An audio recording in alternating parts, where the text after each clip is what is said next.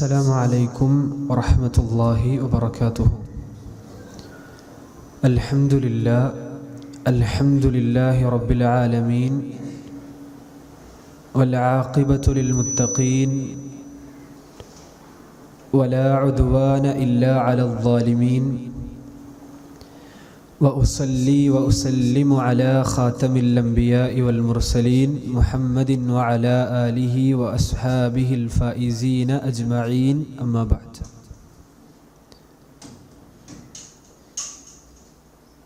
ബഹുമാനമുള്ള സഹോദരങ്ങളെ, സഹോദരിമാരെ, അല്ലാഹു സുബ്ഹാനഹു വ തആലയുടെ ദീൻ അത് എല്ലാ കാലത്തിലും ഉയർന്നു നിൽക്കും. അള്ളാഹു ഈ കലിമത്തിനെ, ലാ ഇലാഹ ഇല്ലല്ലാഹ് എന്ന് പറയുന്ന കലിമത്ത് തൗഹീദിനെ, അവൻ്റെ ദീനിനെ എല്ലായിടത്തും എത്തിക്കും. ആ ഒരു ദീനീ പ്രചരണത്തിൻ്റെ വ്യാപനത്തിൻ്റെ ഭാഗം കൂടിയാണ് അറിവ് പഠിക്കുന്ന സദസ്സുകളും പള്ളിയിലും മറ്റുമായി നമ്മളിങ്ങനെ ഒരുമിച്ചുകൂടി ദീന് പഠിക്കുന്ന മറ്റ് പഠന ക്ലാസ്സുകളുമെല്ലാം. അള്ളാഹു നമ്മളിൽ നിന്ന് ഈ ഇരുത്തം സ്വീകരിക്കട്ടെ. ഈ ഒരു 3 ക്ലാസ്സിൽ, അല്ലെങ്കിൽ പ്രത്യേകിച്ച് വിശേഷിച്ചും അവസാനത്തെ 2 ക്ലാസ്സിൽ നമ്മൾ സൂചിപ്പിച്ച ആ ഒരു ഖാഇദ, ഫിഖ്ഹിയായ കർമ്മശാസ്ത്രപരമായ ആ ഒരു പൊതു നിയമം, അന്നിയത്തു ഷർത്തുൻ ലിസാഇരിൽ അമൽ, എല്ലാ കർമ്മങ്ങൾക്കും നിയ്യത്ത് നിബന്ധനയാണ്. ഇതിൻ്റെ മറ്റ് ബാക്കി കാര്യങ്ങൾ, അതിൻ്റെ കീഴിൽ വരുന്ന വസ്തുതകൾ കൂടി പഠിക്കുമ്പോഴാണല്ലോ നമ്മളൊക്കെ ഇനിയും എത്രയോ പഠിക്കാനുണ്ട് എന്ന ഒരു ബോധ്യപ്പെടൽ നമുക്കുണ്ടാവുക. ഒരൊറ്റ ഖാഇദ പഠിച്ചപ്പോഴേക്ക് ദീനിൽ മുമ്പില്ലാത്ത വെളിച്ചം നമുക്ക് കിട്ടിയിട്ടുണ്ടാകും. അങ്ങനെ ഒരുപാട് ഖവാഇദുകൾ ചേർന്നതാണ് ദീനുൽ ഇസ്ലാം. അതൊക്കെ പഠിച്ചും മനസ്സിലാക്കിയും അതിൻ്റെ തെളിവുകൾ അന്വേഷിച്ചും അങ്ങനെ ഒരു ബസീറത്തോടു കൂടിയുള്ള ആളായിരിക്കുക എന്നുള്ളതാണ് നമ്മുടെ ലക്ഷ്യം. എന്ത് പറയുമ്പോഴും ദീനിൽ അതിൻ്റെ അടിസ്ഥാനം അറിയുക. വിശാലമായ ദീനിൽ കടൽ പോലെ പരന്നു കിടക്കുന്ന അതിൻ്റെ അറിവിൽ നമ്മൾ വെറും ശിശുക്കളാണ് എന്ന് ബോധ്യപ്പെടുക എന്നതൊക്കെയാണ് നമ്മുടെ ക്ലാസ്സിൻ്റെ ലക്ഷ്യം. നമ്മൾ ഈ നിയ്യത്തുമായി ബന്ധപ്പെട്ട് ഏകദേശം 8 കാര്യങ്ങളാണ് പറഞ്ഞത്. 8ാമത്തെ മസ്അലയിൽ നമ്മൾ സൂചിപ്പിച്ചത് ഈ ഖാഇദയുടെ ഫുറൂഅ് എന്നാണ് ഫിഖ്ഹിൽ പറയുക. ഫുറൂഅ് എന്ന് പറഞ്ഞാൽ ഈ ഖാഇദക്ക് കീഴിൽ വരുന്നത് ഒരു അടിസ്ഥാനമാണല്ലോ. ഒരു മരം, ഒരു വൃക്ഷം സങ്കല്പിച്ചാൽ ആ വൃക്ഷത്തിന് വേരുണ്ട്, അതേപോലെ തന്നെ അതിൻ്റെ ആ ചില്ലകളുണ്ടല്ലോ, അതാണ് ഫുറൂആയിട്ട് പൊതുവെ പരിചയപ്പെടുത്തുക. നമ്മൾ ഈ ഖാഇദ പഠിക്കുമ്പോൾ ഫിഖ്ഹിൻ്റെ എല്ലാ ശാഖകളിലും ഇതിന് വരുന്ന ഓരോരോ മസ്അലകൾ നമ്മൾ പറഞ്ഞു. ഏറ്റവും അവസാനമായി നമ്മൾ സൂചിപ്പിച്ചു, ആരെങ്കിലും 2 റക്അത്ത് നമസ്കരിച്ചാൽ ചിലപ്പോൾ അവൻ സുബഹിക്ക് മുമ്പ് 2 റക്അത്തായിരിക്കും അവൻ്റെ നിയ്യത്ത്, അല്ലെങ്കിൽ സുബഹി നമസ്കാരം തന്നെയാകും അവൻ്റെ നിയ്യത്ത് അനുസരിച്ച് ഇത് മാറുന്നുണ്ട്. ഒരാൾ ഭാര്യയോട് അൻതി അലയ്യക ഉമ്മി, നീ എനിക്ക് എൻ്റെ ഉമ്മനെ പോലെയാണ് എന്ന് പറഞ്ഞാൽ അതിന് പല ഉദ്ദേശങ്ങളുണ്ടാകും. ഒന്നുകിൽ ത്വലാഖായിരിക്കും അയാൾ ഉദ്ദേശിച്ചിട്ടുണ്ടാവുക, വീട്ടിൽ വയ്ക്കോ എന്നുള്ള അർത്ഥത്തിൽ പറഞ്ഞതായിരിക്കും. അല്ലെങ്കിൽ ലിഹാറായിരിക്കും ഉദ്ദേശിച്ചിട്ടുണ്ടാവുക, ഞാൻ നീയുമായി ഇനി ഒരിക്കലും ബന്ധപ്പെടൂല, ശാരീരിക ബന്ധത്തിൽ ഏർപ്പെടൂല എന്ന് ലിഹാറായിരിക്കും ഉദ്ദേശിച്ചിട്ടുണ്ടാവുക. അതും അല്ലെങ്കിൽ ചിലപ്പോൾ ആദരിക്കാൻ വേണ്ടി പറഞ്ഞതോ നല്ല രൂപത്തിൽ പറഞ്ഞതോ ആവും. ഇതൊക്കെ നമ്മൾ കഴിഞ്ഞ ക്ലാസ്സിൽ പറഞ്ഞു. അപ്പം അതൊക്കെ നിയ്യത്ത് അനുസരിച്ചിട്ടാണ് മാറുക. അങ്ങനെ ഒരുപാട് ഫുറൂഉകൾ ഈ ഖാഇദക്കുണ്ട്. 9ാമത്തായി നമ്മൾ പഠിക്കാൻ ഉദ്ദേശിക്കുന്നത്, പൊതുവെ ശ്രദ്ധിച്ചിരിക്കുക, നിയ്യത്ത് വെച്ചാൽ, നമ്മളൊരു കാര്യത്തിന് നിയ്യത്ത് വെച്ചാൽ അത് അതിനു വേണ്ടിയിട്ടുള്ളതാണ്. നമ്മൾ എന്തിനാണോ നിയ്യത്ത് വെച്ചത് അതിനു വേണ്ടിയിട്ടുള്ളതാണ്. എന്നാൽ ചില സന്ദർഭങ്ങളിൽ ഒരാൾ ഫറള് മറന്നിട്ട് സുന്നത്ത് ചെയ്തു എന്ന് വിചാരിക്കുക. ഫറള് അയാൾക്കുണ്ട്, അയാളുടെ മേൽ ബാധ്യതയുണ്ട്. ദീനിൽ കുറച്ച് ഒഴിച്ചു നിർത്തപ്പെടേണ്ട കാര്യങ്ങളിൽ പെട്ടതാണ്. എന്ന് പറഞ്ഞാൽ പൊതു നിയമമാണ്, അതിൽ നിന്ന് പുറത്ത് നിൽക്കുന്ന കുറച്ച് മസ്അലകളാണ്. ശ്രദ്ധിച്ചിരിക്കും. ഒരാൾ ഫറള് മറന്നു. ഉദാഹരണത്തിന് ഒരാളുടെ മേൽ ഫറള് കുളിയുണ്ട്, അയാൾ ജനാബത്തുകാരനാണ്, അല്ലെങ്കിൽ ആ സ്ത്രീ ജനാബത്തുകാരിയാണ്, ഫറള് കുളിയുണ്ട്. പക്ഷെ ഫറള് കുളി ഉണ്ടെന്ന് മറന്നിട്ട് സുന്നത്തായൊരു കുളി കുളിച്ചു, സാധനക്ക് ഒരു കുളി കുളിച്ചു. അപ്പൊ ഇനി അയാൾ ഫറളിന് വേണ്ടി പിന്നെയും കുളിക്കണോ? കാരണം ഫറള് നിയ്യത്ത് വെച്ചിട്ടില്ലല്ലോ. ഈ സന്ദർഭത്തിൽ വേണ്ട എന്നാണ് പണ്ഡിതന്മാർ പറഞ്ഞത്. അയാൾക്ക് ആ സുന്നത്ത് കുളി തന്നെ ഫറളിന് മതിയാകുന്നതാണ്.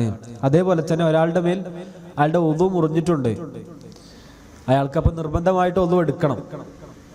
പക്ഷെ അയാൾ ഒളു മുറിഞ്ഞത് മനസ്സിലാക്കാതെ അയാൾ സുന്നത്തായ ഒളുവാണെന്ന് വിചാരിച്ചു. സുന്നത്തായ ഒളു എന്ന് പറഞ്ഞാൽ സാധാ ഒളുവിന്റെ മേലെ നമ്മൾ പിന്നെ ഒളു എടുക്കുമല്ലോ ഒരു നിസ്കാരം കഴിഞ്ഞാൽ. ഒളു പുതുക്കുക എന്നാണ് നമ്മളെ ഒക്കെ പറയാം, ഒളു പുതുക്കുക. അങ്ങനെ ഒളു പുതുക്കുക എന്നുള്ള നിലക്ക് ഒളു എടുത്തതാണ്, അപ്പൊ സുന്നത്തായ ഒളുവാണ്. പക്ഷെ അയാൾക്ക് ഫർളിന് എന്തെന്നെ മതി? ഈ ഒളു തന്നെ മതി. അങ്ങനെയുള്ള ചില സന്ദർഭങ്ങളിൽ ഉദാഹരണത്തിന് ഹജ്ജില് ഒരാൾ തവാഫുൽ ഇഫാദ ചെയ്യാൻ മറന്നു. ഹജ്ജിന്റെ ഒരു പ്രധാനപ്പെട്ട ഭാഗമാണല്ലോ തവാഫുൽ ഇഫാദ. തവാഫ് ഹജ്ജിന്റെ ഒരു പ്രധാനപ്പെട്ട ഭാഗമാണ്. പിന്നെ തിരിച്ചു പോരുമ്പോൾ തവാഫുൽ വിദാ ഉണ്ട്. തിരിച്ചു പോരുമ്പോൾ തവാഫുൽ ഹജ്ജിലുണ്ട് തവാഫുൽ വിദാ എന്ന് പറഞ്ഞാൽ കാബയിൽ ഒന്നുകൂടി തവാഫ് ചെയ്തിട്ടാണ് എന്ത് ചെയ്യുക, ഹജ്ജിന്റെ കർമ്മങ്ങൾ നമ്മൾ തിരിച്ചു വരിക. ഹജ്ജ് ചെയ്തവരൊക്കെ എൻ്റെ മുമ്പിൽ ഉണ്ടാകും. അപ്പോൾ തവാഫുൽ ഇഫാദ അദ്ദേഹം ചെയ്യാൻ മറന്നുപോയി, ഫർളാണത്. പക്ഷെ തവാഫുൽ വിദാ തന്നെ അതിന് മതിയാകുന്നതാണ് എന്ന് പണ്ഡിതന്മാർ പറഞ്ഞിട്ടുണ്ട്. അങ്ങനെ ചില കാര്യങ്ങൾ, അതാണ് 9ാമത്തായിട്ട് പറയാനുള്ളത്. അതുകൂടി ശ്രദ്ധിക്കണം. കാരണം ഒരു വിഷയം പഠിക്കുമ്പോൾ അത് പൂർണ്ണമായി പഠിക്കണമല്ലോ. 10ാമതായി ഇനി 2 കൂടി ഉള്ളൂ. 11 കാര്യങ്ങളാണ് നമ്മൾ ഇതിൽ വാഗ്ദാനം ചെയ്തത്. 10ാമതായി നമ്മൾ പഠിക്കാൻ ഉദ്ദേശിക്കുന്നത്, ഇത് നല്ല ശ്രദ്ധിക്കേണ്ട ഒരു കാര്യമാണ്, അതുകൊണ്ട് ശ്രദ്ധിച്ചിരിക്കുക. ഒരാൾ ഒരു ഇബാദത്ത് ചെയ്യുമ്പോൾ എന്തായിരിക്കണം അവന്റെ ലക്ഷ്യം? അള്ളാഹു ആയിരിക്കണം ആ വ്യക്തിയുടെ ലക്ഷ്യം. നമ്മുടെയൊക്കെ ലക്ഷ്യം എന്തായിരിക്കണം? അള്ളാഹ് ആയിരിക്കണം. നമ്മൾ നിസ്കരിക്കുമ്പോഴും നോമ്പ് വെൽക്കുമ്പോഴും അല്ലെങ്കിൽ കുളിക്കുമ്പോഴും എന്ത് ഇബാദത്ത് എടുക്കുമ്പോഴും നമ്മുടെ ലക്ഷ്യം അള്ളാഹു ആയിരിക്കണം. അള്ളാഹുവിനെ ഉദ്ദേശിക്കണം, അള്ളാഹിനെ മാത്രമേ ഉദ്ദേശിക്കാവൂ, വേറെ ഒരു ഉദ്ദേശം ഉണ്ടാവാൻ പാടില്ല. ഇനി വേറെ വല്ല ഉദ്ദേശം ഉണ്ടെങ്കിൽ അത് 3 അവസ്ഥകളാണ് പൊതുവെ ഉണ്ടാവുക. ഒന്ന്, 2 ഉദ്ദേശിക്കുക. ഒരാള് നമ്മുടെ ഒക്കെ നീയത്തുകൾ ഞാൻ ആത്മാർത്ഥമായിട്ട് എല്ലാവരോടും ചോദിക്കുകയാണ്, ഇത് കേൾക്കുന്ന, ഇനിയിപ്പോൾ ഓൺലൈനിൽ കേൾക്കുന്ന അല്ലെങ്കിൽ ഇവിടെ ഇരുന്ന് പള്ളിയിലിരുന്ന് കേൾക്കുന്ന എല്ലാവരോടും ചോദിക്കുകയാണ്, നമ്മൾ ചെയ്യുന്നത് 100ൽ 100 അള്ളാഹ്ക്കാണോ എന്ന് ചോദിച്ചാൽ പലപ്പോഴും നമ്മൾ അതിന് ഉത്തരം മുട്ടും. നമ്മൾ ചെയ്യുന്ന പല കാര്യങ്ങളും 100ൽ 100 അള്ളാഹുവിനാണോ? അപ്പോഴല്ലേ അത് ഖാലിസ് ആവുള്ളൂ, ഇഖ്ലാസ് ഉണ്ട് എന്ന് പറയാൻ പറ്റുള്ളൂ. ഒരവസ്ഥ ഉള്ളത് 2 ഉദ്ദേശിക്കുക, ദുനിയാവ് ഉദ്ദേശിക്കുക, ആഖിറ ഉദ്ദേശിക്കുക. ഒരു ഉദാഹരണം, കമൻ ഇഗ്തസല, ഒരാൾ കുളിച്ചു, കുളിക്കുമ്പോൾ 2 ലക്ഷ്യമുണ്ട്. ഇബാദത്തായ കുളിയാന്ന് ലക്ഷ്യമുണ്ട്, അതേപോലെ തന്നെ ശരീരത്തിന് ഭയങ്കര ചൂടുണ്ട്, ശരീരം തണുപ്പിക്കുക, ഒന്ന് വൃത്തിയാവുക എന്നൊക്കെയുള്ള ലക്ഷ്യമുണ്ട്. 2 ഉണ്ട്. 2 ലക്ഷ്യവും പാടെയാണ് വെച്ചത്, 2 നീയത്തുണ്ട്, ആഖിറുണ്ട്, ദുനിയാവുണ്ട്. അയാളുടെ കുളി സ്വയാവും, കുളി ശരിയാവും, പക്ഷെ കൂലി കിട്ടുമോ എന്നുള്ളതാണ്. പണ്ഡിതന്മാർക്ക് 2 അഭിപ്രായം ഉള്ളത്. ഒന്ന്, കൂലി കിട്ടൂല, തീരെ കിട്ടൂല. കാരണം അള്ളാഹു ആ നീയത്തിൽ എന്ത് പറ്റി, ഒരു പങ്കു ചേർക്കൽ വന്നല്ലോ, തീരെ കിട്ടൂല എന്ന് പറഞ്ഞ പണ്ഡിതന്മാരുണ്ട്. ചില പണ്ഡിതന്മാർ പറഞ്ഞു, ഈ കുളിക്ക് പ്രേരകമായ ഘടകം, അവന്റെ മനസ്സിൽ ഏറ്റവും കൂടുതൽ അതിജയിച്ച ഘടകം ഏതാണ്, പ്രേരകം എന്താണ്, അത് ദീനാണോ ദുനിയാവാണോ? അതൊന്ന് വിയർപ്പുണ്ട് അപ്പൊ കുളിക്കാന്നുള്ളതാണോ മനസ്സിൽ കയറിക്കൂടിയത് ഏറ്റവും വലുത്? അല്ല ഫർള് കിട്ടണം അല്ലെങ്കിൽ ആ രൂപത്തിലുള്ള അള്ളാഹു സുബ്ഹാനഹു വ തആലയുടെ മുമ്പിൽ കുറച്ചുകൂടി വൃത്തിയായി നിൽക്കണം എന്നുള്ള ആ ഇബാദത്തിന്റെ വശാണോ കൂടുതൽ മുന്തി നിൽക്കുന്നത്? ഏതാണോ മുന്തി നിൽക്കുന്നത് അതനുസരിച്ചിട്ടുണ്ടാകും. ദീനാണ് മുന്തി നിൽക്കുന്നതെങ്കിൽ എന്താകും, അതിനനുസരിച്ച് കൂലി ഉണ്ടാകും. പക്ഷെ സ്വാഭാവികമായിട്ടും പൂർണ്ണമായും വേറൊരു ലക്ഷ്യമല്ലാതെ അള്ളാഹ്ക്ക് വേണ്ടി മാത്രം ചെയ്തവനെ പോലെ ആകൂല. പക്ഷെ നമ്മളിത് കേൾക്കുമ്പോൾ നമ്മൾ ശ്രദ്ധിക്കേണ്ടത്, നമ്മുടെ പല നീയത്തുകളും 2 പാടം നടക്കുക, ഒരു വടിക്ക് 2 പക്ഷി എന്നുള്ളത് നമ്മുടെ ഒരു സ്വാഭാവികതയായി മാറിയിട്ടുണ്ട്. ഇപ്പം ഒരു വടിക്ക് 2 പക്ഷി, അതായത് ഞാൻ പറഞ്ഞതൊരു സമീകരിച്ച് പറഞ്ഞതാണ്. എല്ലാം പാടെ കിട്ടണം എന്നുള്ള ഒരു മൾട്ടി ടാസ്കിങ് നമുക്ക് പൊതുവെ നമ്മുടെ ഈ കാലഘട്ടത്തിൽ കൂടുതലാണ്. എല്ലാം ഒപ്പം ചെയ്യുക, അത് ഒപ്പം നടക്കുക, അതും കിട്ടും ഇതും കിട്ടും. നമ്മൾ പ്രത്യേകിച്ച് ഇബാദത്തുകൾ ചെയ്യുമ്പോൾ ഒരിക്കലും അല്ലാഹു സുബ്ഹാനഹു വ തആല പറയുമ്പോൾ എനിക്കും പേടിയുണ്ട്, നിങ്ങൾക്കും പേടി ഉണ്ടാകണം. നമ്മുടെ എല്ലാം നമ്മൾ പ്രത്യേകിച്ച് ഇബാദത്തുകൾ അല്ലാഹ്ക്ക് മാത്രം ഖാലിസാക്കുക. അപ്പോഴാണ് അതിൻ്റെതായ ആ ഒരു വൃത്തിയും അതിൻ്റെ പ്രതിഫലനങ്ങളും നമ്മുടെ ജീവിതത്തിൽ ഉണ്ടാകുക. അള്ളാഹു തൗഫീഖ് ചെയ്യട്ടെ. പിന്നെ രണ്ടാമത്തെ അവസ്ഥ അള്ളാഹു അല്ലാത്തവർ ഉദ്ദേശിച്ച് ചെയ്യുക. അത് പിന്നെ ചർച്ചയല്ല, നമ്മൾ പറഞ്ഞു, അതിന് കൂലില്ല. മൂന്നാമത്തേത് ഒരാൾ ഒന്നും നിയ്യത്ത് വെച്ചില്ല വിചാരിക്കുക, ഒന്നും നിയ്യത്ത് വെച്ചില്ല എന്ന് പറഞ്ഞാൽ ഭക്ഷണം കഴിക്കാതിരുന്നത് ദുനിയാവിന് വേണ്ടിയല്ല, ആഖിറത്തിന് വേണ്ടിയല്ല, ഒന്നുമല്ല. ഭക്ഷണം കിട്ടാത്തപ്പോൾ ഇങ്ങനെ കഴിക്കാതിരുന്നു, അതിനും കൂലിയില്ല, ശിക്ഷയില്ല. സ്വാഭാവികമായിട്ടും ഭക്ഷണം കിട്ടിയില്ല, അത് മഗ്രിബ് വരെ ഭക്ഷണം കിട്ടിയില്ല. ഞാൻ കഴിഞ്ഞ ക്ലാസ്സിൽ പറഞ്ഞു, മഗ്രിബ് വരെ ഭക്ഷണം കിട്ടിയില്ല. നോമ്പിടുന്നുള്ള നിയ്യത്ത് എന്തായാലും ഇല്ല, ദുനിയാവ് ഉദ്ദേശിച്ച് ചെയ്തൊന്നുമല്ല, വേറെ ലക്ഷ്യങ്ങളൊന്നുമില്ല. അപ്പോൾ അതിനെന്തില്ല, സ്വാഭാവികമായിട്ടും ഒന്നുമില്ല എന്നുള്ളതാണ് മനസ്സിലാക്കേണ്ടത്. ഏറ്റവും അവസാനമായി ഈ ഖായിദ അവസാനിപ്പിക്കുമ്പോൾ പറയാനുള്ളത്, ദീനിന്റെ മതവിധികളിൽ, അഹ്കാമുകളിൽ ചെറുതല്ലാത്ത സ്വാധീനമാണ് എന്തിനുള്ളത്, നിയ്യത്തിനുള്ളത്. ചെറിയ സ്വാധീനം നല്ല നിയ്യത്തിനുള്ളത്. ഒരാൾ തൻ്റെ സഹോദരനോട് 3 ദിവസത്തിൽ കൂടുതൽ മിണ്ടിയിട്ടില്ല എന്ന് വിചാരിക്കുക. നമ്മളെ ഒരു മുഅ്മിനായ സഹോദരനോട് 3 ദിവസത്തിൽ കൂടുതൽ നമ്മൾ മിണ്ടാതിരുന്നു, 3 ദിവസമായി മിണ്ടാതിരുന്നിട്ട് നമ്മുടെ ഉദ്ദേശം നമുക്ക് അയാളെ ഒന്ന് നമ്മളിൽ നിന്ന് അകറ്റണം എന്നാണെങ്കിൽ, ഹജ്ർ ചെയ്യുക ആ രൂപത്തിൽ ആണെങ്കിൽ സ്വാഭാവികമായിട്ട് ദീൻ എതിർത്തതാണല്ലോ. അങ്ങനെ 3 ദിവസത്തിൽ കൂടുതൽ എന്താൻ പാടില്ല, ആ രൂപത്തിലും ഉണ്ടായിരിക്കാൻ പാടില്ല. എന്നാൽ നമ്മൾ സ്വാഭാവികമായിട്ട് സംസാരിച്ചിട്ടില്ല, 3 ദിവസമായിട്ട് എന്ത് ചെയ്തിട്ടില്ല, സംസാരിച്ചിട്ടില്ല, കണ്ടിട്ടില്ല. ആ രൂപത്തിലാണെങ്കിൽ എന്തില്ല, കുഴപ്പമില്ല. എന്നാൽ നമ്മുടെ ഉദ്ദേശം ഇതാണെങ്കിൽ, ഹജ്റാണെങ്കിൽ, അയാളെ നമ്മളിൽ നിന്ന് വിട്ടു നിർത്തുക, മാറ്റി നിർത്തുക, നമ്മളയാൾ പിണങ്ങി നിൽക്കുക എന്ന അർത്ഥത്തിൽ നമ്മൾ 3 ദിവസം ഉണ്ടായിരിക്കുകയാണെങ്കിൽ അതിനനുസരിച്ചിട്ടുള്ള കുറ്റം ഉണ്ടാകും. അപ്പൊ അത് എവിടെ മാറിയത്, നിയ്യത്തിലാണ് മാറ്റം വന്നത്. പിന്നെ മാത്രമല്ല, ഒരു യാത്രക്കാരൻ, അയാൾ യാത്ര പോകുമ്പോൾ അയാൾ അപ്പം തന്നെ നിയ്യത്താക്കി 3 ദിവസത്തിൽ കൂടുതൽ എന്ത് ചെയ്യണം, 3 ദിവസത്തിൽ കൂടുതൽ അവിടെ നിൽക്കണം. ഞാൻ ഇപ്പോൾ യാത്ര എന്ന് പറയാൻ പറ്റുന്നൊരു ദൂരത്തേക്കുള്ളൊരു സ്ഥലത്തേക്ക് ഞാൻ പോവാണ്, എൻ്റെ നിയ്യത്ത് തന്നെ എന്തുണ്ട്, 3 ദിവസത്തിൽ കൂടുതൽ നിൽക്കണം. അപ്പൊ സ്വാഭാവികമായിട്ടും അയാൾക്ക് എന്തില്ല, ആ റുഖ്സ നഷ്ടപ്പെടും. അയാൾ നിയ്യത്ത് നമ്മൾ പറഞ്ഞല്ലോ, അതായത് ഖസ്റാക്കുക ആ രൂപത്തിലുള്ള ഒരു റുഖ്സ ഉണ്ട് യാത്രക്കാരന്, അത് നഷ്ടപ്പെടും. കാരണം അയാൾ 3 ദിവസത്തിൽ കൂടുതൽ ഓൾറെഡി എന്താക്കിയിട്ടുണ്ട്, നിയ്യത്താക്കിയിട്ടുണ്ട്. അപ്പൊ അവിടെ ചെന്നാൽ പിന്നെ എന്ത് ചെയ്യണം, അവിടെ ചെന്നാൽ അയാൾ പൂർണ്ണമായി നിസ്കരിക്കുക എന്നുള്ളതാണ്. കാരണം അയാൾ 3 ദിവസത്തിൽ കൂടുതൽ ഓൾറെഡി നിയ്യത്താക്കിയിട്ടുണ്ട്. എന്നാൽ അയാൾക്ക് അറിയില്ല അയാൾ എത്ര ദിവസം അവിടെ നിൽക്കുന്ന അറിയില്ല. അങ്ങനെയാണെങ്കിൽ സ്വാഭാവികമായിട്ടും എന്തുണ്ട്, ആ റുഖ്സ അയാൾക്കുണ്ട്. ഇത് എവിടെ മാറിയത്, നിയ്യത്തിലാണ് മാറിയത്. അപ്പൊ നിയ്യത്തുണ്ടെങ്കിൽ പല രൂപത്തിൽ മാറ്റം വരും. ഇനി ഏറ്റവും അവസാനമായിട്ടൊരു മസല കൂടി, അതുകൂടി പറഞ്ഞ് നമുക്ക് നിയ്യത്തിന്റെ ഖായിദ അവസാനിപ്പിക്കാം. ഒരാൾ മറ്റൊരാളിൽ നിന്ന് കടം വാങ്ങി, കടായിട്ട് ഒരാളിൽ നിന്ന് പൈസ വാങ്ങി, നിയ്യത്ത് എന്താണ്, തിരിച്ചു കൊടുക്കണം. ഇയാൾക്ക് തിരിച്ചു കൊടുക്കണം. 2 രൂപത്തിലാണ് ആളുകൾ കടം വാങ്ങുക, തിരിച്ചു കൊടുക്കാനും കടം വാങ്ങും. റസൂൽ തന്നെ പറഞ്ഞിട്ടുണ്ട്, 2 രൂപത്തിൽ കടം വാങ്ങുന്നവരുണ്ട്, തിരിച്ചു കൊടുക്കാനെന്നുള്ള നിയ്യത്തിൽ വാങ്ങുന്നവരുണ്ട്, അതൊന്നും പിന്നെ കൊടുക്കണ്ട എന്നുള്ള നിയ്യത്തിൽ വാങ്ങുന്നവരും ഉണ്ടത്രേ. അത് നമ്മളെ കാത്തുരക്ഷിക്കട്ടെ. അപ്പോൾ അങ്ങനെ ആരെങ്കിലും തിരിച്ചു കൊടുക്കണം എന്നുള്ള നിയ്യത്തിൽ കടം വാങ്ങിയാൽ അള്ളാഹു അയാളെ സഹായിക്കും, തിരിച്ചു കൊടുക്കാൻ സഹായിക്കും തന്നെയാണല്ലോ അള്ളാഹുവിന്റെ റസൂൽ സല്ലല്ലാഹു അലൈഹി വസല്ലം നമ്മളെ പഠിപ്പിക്കുന്നത്. ഒരാളുടെ ഉദ്ദേശം തന്നെ അയാൾക്ക് തിരിച്ചു കൊടുക്കൂല. അപ്പൊ അയാളുടെ പ്രവൃത്തി മുബാഹാണ്, അനുവദിക്കപ്പെട്ടതാണ്. ആ കടം വാങ്ങൽ അനുവദിക്കപ്പെട്ടതാണ്.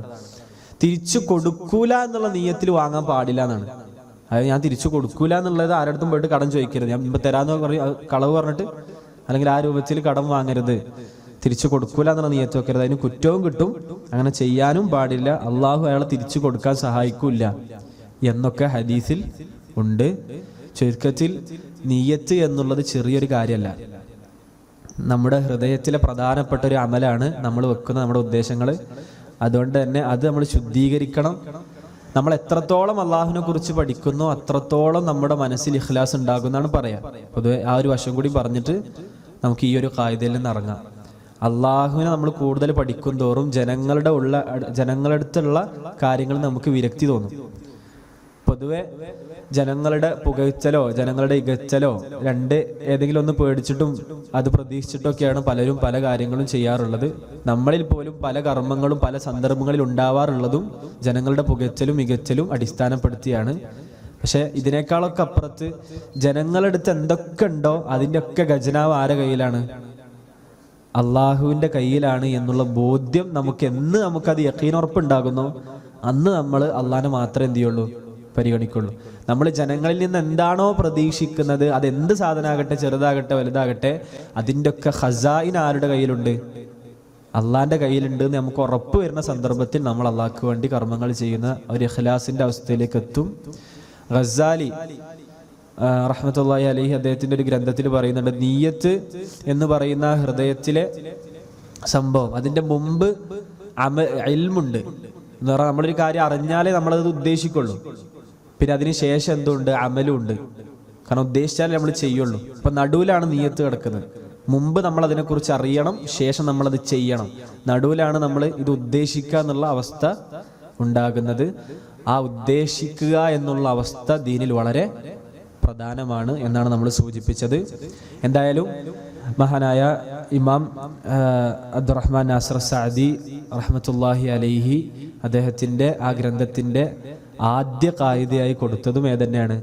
അന്നിയത്തു ശർത്തുൻ ലിസായിരിൽ അമൽ ബിഹസ്സലാഹു വൽ ഫസാദു ലിൽ അമൽ എന്നാണ് അദ്ദേഹം കൊടുത്തത്.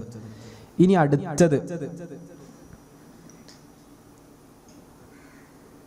അടുത്ത ബൈത്തിലേക്ക് നമ്മൾ കടക്കുകയാണ്.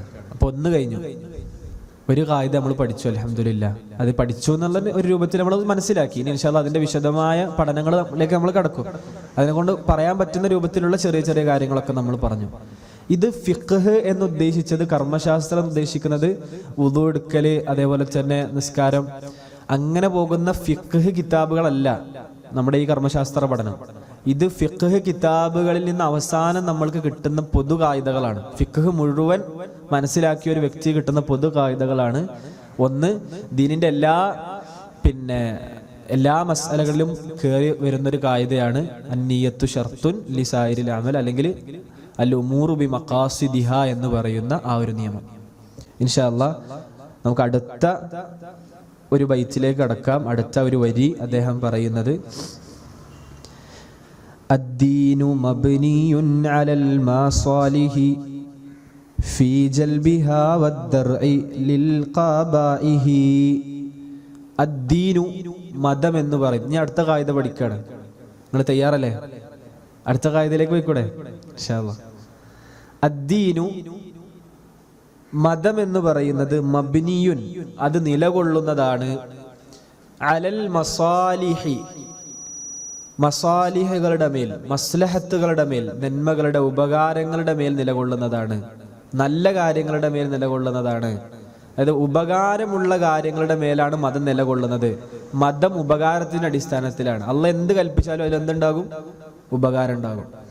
ഫീ ജൽബിഹ എന്ന് പറഞ്ഞാൽ അത് വലിച്ചു കൊണ്ടുവരിക, അത് കൊണ്ടുവരിക എന്നുള്ളതാണ് മതത്തിന്റെ ലക്ഷ്യം തന്നെ. അപ്പൊ ദീനിൽ ഏത് ഹുക്കുമുണ്ടോ, ദീനിൽ ഏത് മതവിധിയുണ്ടോ, റസൂലുള്ളാഹി സ്വല്ലല്ലാഹു അലൈഹി വസല്ലം നമ്മളോട് എന്തൊക്കെ കൽപ്പിച്ചിട്ടുണ്ടോ, അള്ളാഹു സുബ്ഹാനഹു വ തആല നമ്മളോട് എന്തൊക്കെ കൽപ്പിച്ചിട്ടുണ്ടോ, അതൊക്കെ എന്തിന്റെ അടിസ്ഥാനത്തിലായിരിക്കും? മസ്ലഹത്തിന്റെ അടിസ്ഥാനത്തിലായിരിക്കും. നമുക്ക് ഉപകാരം ഉണ്ടാവുക എന്നുള്ളതാണ് ദീന്റെ ലക്ഷ്യം. പലപ്പോഴും പല ആളുകളും ചിന്തിക്കുന്നത്, എന്നാലും ഇപ്പൊ ഈ മതവിധിയൊക്കെ ഈ കാലഘട്ടത്തിൽ പ്രായോഗികമാണോ? അങ്ങനെ ചിന്തിക്കുന്നവർ വരണ്ട്.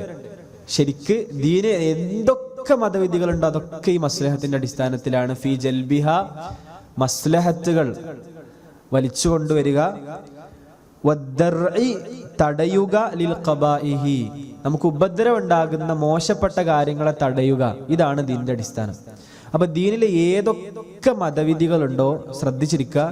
ദീനിൽ എന്തെല്ലാം മതവിധികളുണ്ടോ അതെല്ലാം ഈ മതം തന്നെ അടിസ്ഥാനപ്പെടുത്തിയിട്ടുള്ളത് മനുഷ്യന്, അല്ലെങ്കിൽ ഈ മതം കൊണ്ടു നടക്കുന്ന ആൾക്ക് ഉപകാരം ഉണ്ടാവുക, അല്ലെങ്കിൽ ലോകത്തിന് മുഴുവൻ ഉപകാരം ഉണ്ടാവുക എന്നുള്ളതാണ് നമ്മുടെ മതത്തിന്റെ ലക്ഷ്യം തന്നെ, അടിസ്ഥാന ലക്ഷ്യം തന്നെ.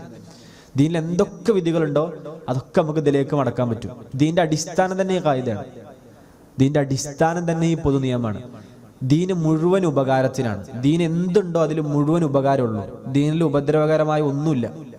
ദീനിൽ ഉപദ്രവകരമായ ഒന്നുമില്ല. ഇപ്പൊ പൂർണ്ണമായി ദീന് മുഴുവനായും ഉപകാരത്തിനാണ്. ഉപദ്രവകരമായ കാര്യങ്ങളെ ദീൻ തടയും. എന്തെങ്കിലും ഉപദ്രവം, എന്തെങ്കിലും ഒരു മഫ്സദത്ത് എവിടെയെങ്കിലും ഉണ്ടാവുന്ന ദീൻ കണ്ടാൽ അവിടെ റസൂൽ തടഞ്ഞിരിക്കും. ആ മഫ്സദത്തിലേക്ക് പോകരുത് എന്ന രൂപത്തിലുള്ള കൽപ്പന അവിടെ വന്നിട്ടുണ്ടാവും. നമ്മൾ വിചാരിക്കും എന്തിനാ റസൂൽ ഇങ്ങനെ ഒരു കൽപ്പന പുറപ്പെടുവിച്ചെന്ന്. അതിൻ്റെ അടിസ്ഥാനങ്ങൾ പരിശോധിക്കുമ്പോൾ അവിടെ ഇന്നൊരു മഫ്സദത്തുണ്ട്, ഇന്നൊരു പ്രശ്നമുണ്ട്, ഇന്നൊരു ഉപദ്രവം നമ്മൾക്ക് ഉണ്ടാകാൻ ചാൻസ് ഉണ്ട്. ആ ഉപദ്രവത്തെ തടുക്കുകയാണ് റസൂലുള്ളാഹ് ചെയ്തത്. അല്ലാഹു സുബ്ഹാനഹു വ തആലയും അത് തന്നെയാണ് ചെയ്തത്. അപ്പോൾ എന്താണ് മസ്ലഹത്ത്? മസ്ലഹത്ത് എന്ന് പറഞ്ഞാൽ, മസ്ലഹത്ത് എന്ന് പറഞ്ഞാൽ നമുക്ക് സ്വലഹ എന്നുള്ള പദമൊക്കെ ഉണ്ടല്ലോ, സ്വാദ് ലാമ് ഹാ, അതിൻ്റെ ഒരു മഫ്അലത്ത് രൂപമാണല്ലോ മസ്ലഹത്ത്. അത് പിന്നെ അതിൻ്റെ അർത്ഥം മൻഫഅത്ത്, ഉപകാരം എന്നാണ് അതിൻ്റെ അർത്ഥം. മസ്ലഹത്തിൻ്റെ അർത്ഥം എന്താണ്? ഉപകാരം തന്നെയാണ് മസ്ലഹത്തിൻ്റെ അർത്ഥം. ഉപകാരം എന്നാണ് മസ്ലഹത്തിൻ്റെ അർത്ഥം. ഇവിടെ ദീനിൽ മസ്ലഹത്ത് എന്ന് പറഞ്ഞാൽ ശാരിഅ, മതം നിർമ്മിച്ച ആള് എന്ന് പറഞ്ഞാൽ അല്ലാഹു സുബ്ഹാനഹു വ തആല ശാരിഅ ലക്ഷ്യം വെച്ചതായ, തൻ്റെ അടിമകൾക്ക് ലക്ഷ്യം വെച്ചതായ കാര്യങ്ങൾ, അള്ളാഹു നമുക്ക് ലക്ഷ്യം വെച്ചതായ ഉപകാരങ്ങൾ. മിൻ ഹിഫ്ളി ദീനിഹിം, നമ്മളുടെ മതം സംരക്ഷിക്കുക. പ്രധാനമായി 5 കാര്യങ്ങൾ സംരക്ഷിക്കുക എന്നുള്ളതാണ് ഈ മൻഫാത്തിന്റെ ഒരു കാര്യം. ഒന്ന് നമ്മളുടെ ദീൻ. ഒന്നെന്താണ്? ദീൻ. അപ്പം ദീനിൽ എന്ത് കൽപ്പനയും നമ്മുടെ മതം നഷ്ടപ്പെടുന്നുണ്ടോ എന്ന് നോക്കിയിരിക്കും. ദീനെ സംരക്ഷിക്കാനുള്ള കൽപ്പനകളായിരിക്കും പൊതുവെ മതത്തിലുണ്ടാവുക. വനുഫൂസിഹിം, നമ്മുടെ ശരീരത്തിന് കോട്ടം തട്ടുന്ന ഒന്നും ഉണ്ടാവരുത് എന്നതും ദീൻ ശ്രദ്ധിച്ചിട്ടുണ്ട്. വ അംവാലിഹിം, തൻ്റെ അടിമകളുടെ, അള്ളാഹുവിൻ്റെ അടിമകളുടെ ധനത്തിന് കോട്ടം തട്ടുന്ന ഒന്നും ഉണ്ടാകരുത്, ധനത്തിന് ഉപദ്രവകരമായ ഒന്നും ഉണ്ടാകരുത് എന്നുള്ള അള്ളാഹു സുബ്ഹാനഹു വ തആല പരിഗണിച്ചിട്ടുണ്ട്.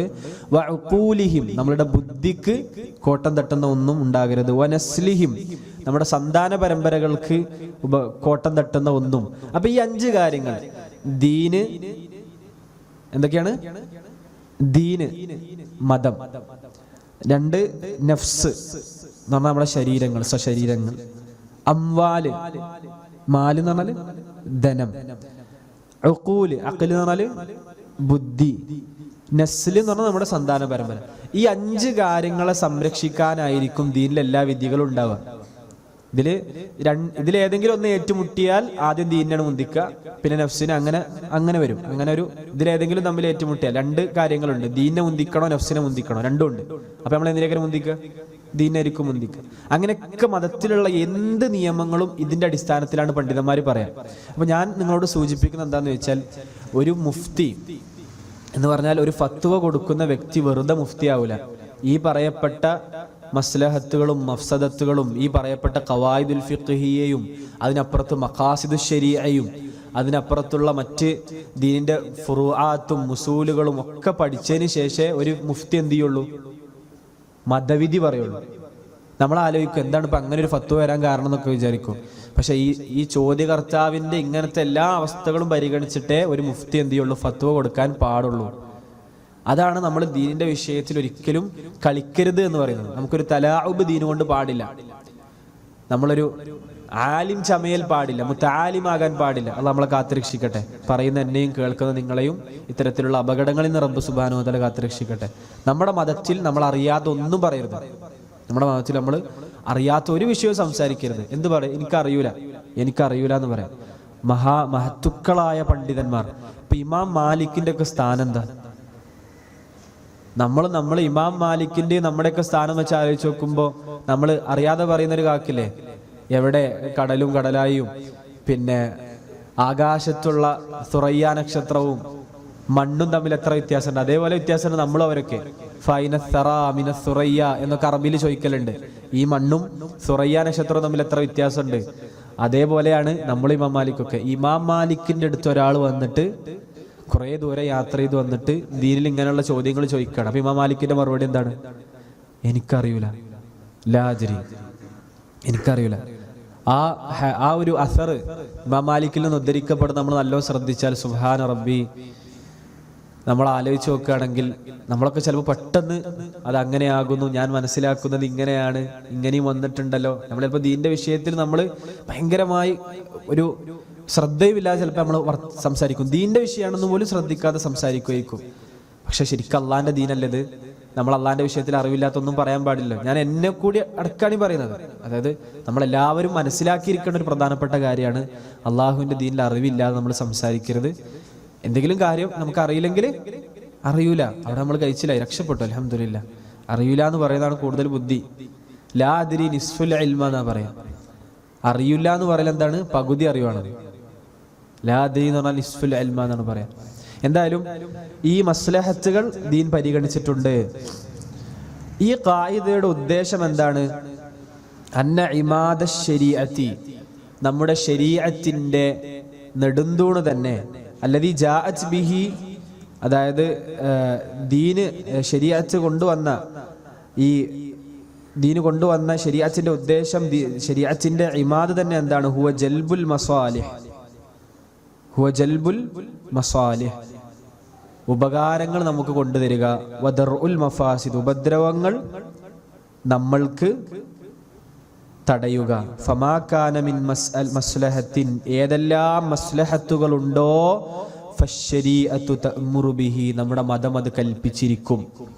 വമാ കാന മിൻ മഫ്സദത്തിൻ ഫഇന്ന ശരീഅത തൻഹാ അൻഹു, എന്തെല്ലാം ഉപദ്രവങ്ങളുണ്ടോ അതൊക്കെ ശരീഅത്ത് തടഞ്ഞിരിക്കും. അപ്പൊ നമ്മുടെ ദീനിൽ ഒരു ഉറപ്പാണ്. ഈ കായിക പഠിക്കുമ്പോൾ നമുക്ക് അവസാനമായിട്ട് കിട്ടണം. അപ്പൊ നിയ്യത്തിന്റെ കായിക പഠിച്ചപ്പോൾ നമുക്ക് നമ്മുടെ ജീവിതത്തിൽ ചെറിയൊരു മാറ്റം ഉണ്ടായല്ലോ.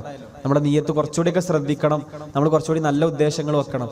ഇത് പഠിച്ച് നമുക്ക് അവസാനം കിട്ടേണ്ടത്, ദീന് വെറുതെ ഒരു കുട്ടിക്കളിയല്ല. ദീനിൽ എന്തുണ്ടെങ്കിലും അതിന് കൃത്യമായ ഉദ്ദേശങ്ങൾ പറകിലുണ്ടാവും. നമ്മുടെ ദീനിൽ എന്തുണ്ടെങ്കിലും അതിന് കൃത്യമായ ഉദ്ദേശങ്ങൾ പറകിലുണ്ടാകും. അല്ലാഹു സുബ്ഹാനഹു വ തആല അത് മനസ്സിലാക്കാൻ നമ്മൾക്ക് തൗഫീഖ് പ്രദാനം ചെയ്യട്ടെ. ഇൻഷാ അല്ലാഹ് ഈ ഖായിദക്ക് അടിസ്ഥാനപ്പെടുത്തിയ തെളിവുകളോട് പറഞ്ഞ് ഇന്നത്തെ ക്ലാസ് അവസാനിപ്പിക്കുകയാണ്. എന്നിട്ട് ഇതിലുമായി ബന്ധപ്പെട്ട് നമുക്ക് ഏകദേശം ഒരു 4 കാര്യങ്ങൾ പറയാനുണ്ട്. എത്ര കാര്യങ്ങൾ പറയാനുണ്ട്? 4 കാര്യങ്ങൾ പറയാനുണ്ട്. അതിൽ ഒന്നിപ്പോൾ നമ്മൾ പറഞ്ഞ് അവസാനിപ്പിക്കുകയാണ്. ഇതിന്റെ തെളിവ്, അതായത് ഈ ഖായിദ എവിടുന്ന് കിട്ടി? ഈ ഖായിദ ദീനിൽ നിന്ന് അറിയപ്പെട്ട ഖായിദയാണ്. എന്നാലും ഖുർആനിലും ഹദീസിലൊക്കെ ഇതിന് തെളിവുണ്ട്.